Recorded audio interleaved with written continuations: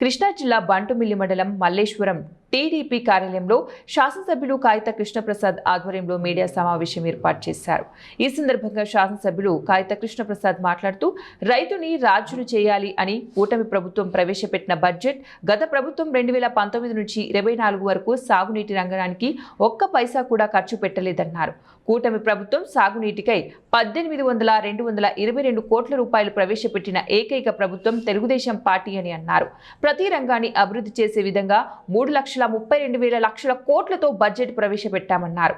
కూటమి ప్రభుత్వం ద్వారా అభివృద్ధి ధ్యేయంగా పనిచేస్తోందనడానికి నిదర్శనమన్నారు.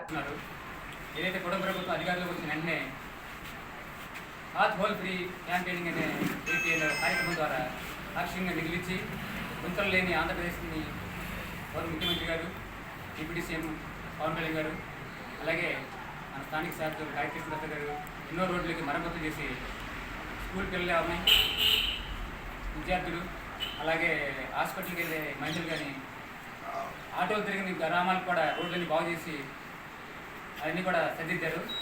వెంటనే గ్రామాల్లో సీసీ రోడ్లు కూడా 100 కిలోమీటర్ల సీసీ రోడ్లు కూడా పునర్నిర్మాణం చేసిన ఘనత. కానీ ఈ రోజున వచ్చినటువంటి కూటమి ప్రభుత్వం అభివృద్ధి లక్ష్యంగా ఇచ్చినటువంటి ప్రతి హామీని కూడా నెరవేర్చుకుంటూ ఈరోజు ముందుకెళ్తా ఉంది. కేవలం మాటలతోనే కాకుండా చేతలతో చేసేటువంటి ప్రభుత్వం మన కూటమి ప్రభుత్వం ఈ సందర్భంగా తెలియజేస్తాను. ఇచ్చినటువంటి హామీలే కాకుండా ఇవ్వనటువంటి హామీలన్నింటినీ కూడా ఈ రోజున ప్రతి హామీని కూడా నెరవేర్చుకుంటూ ఈ రోజున కూటమి ప్రభుత్వం ముందుకెళ్తా ఉంది. ఈ రోజున ఏదైతే ఒక మంచి బడ్జెట్ని ప్రవేశపెట్టినటువంటి మరి కూటమి ప్రభుత్వానికి, గౌరవ ముఖ్యమంత్రి నారా చంద్రబాబు నాయుడు గారికి, అలాగే ఫైనాన్స్ మినిస్టర్ గారికి ప్రత్యేకమైనటువంటి ధన్యవాదాలు, అభినందనలు తెలియజేస్తాము.